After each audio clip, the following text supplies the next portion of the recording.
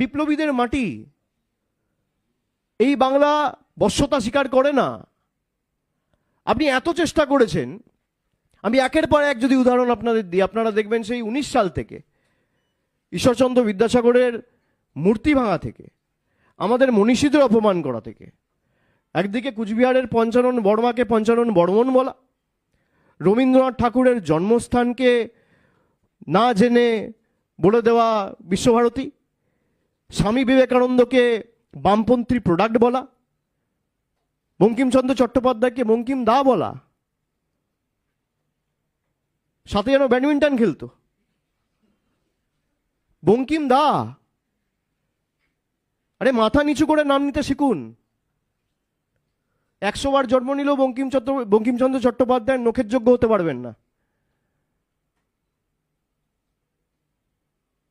সেখান থেকে শুরু করে এদের সাংসদ নেতারা রামমোহন রায়কে বলছে ব্রিটিশদের দালাল। আপনি ভাবুন, রবীন্দ্রনাথ ঠাকুরকে বলছে, অপমান করছে, স্বামী বিবেকানন্দকে বলছে বামপন্থী প্রোডাক্ট। এই একের পর এক শয়ে শয়ে উদাহরণ রয়েছে। বাংলাকে বলছে বাংলা বলে কোনো ভাষাই নেই, বাংলাদেশি ল্যাঙ্গুয়েজ।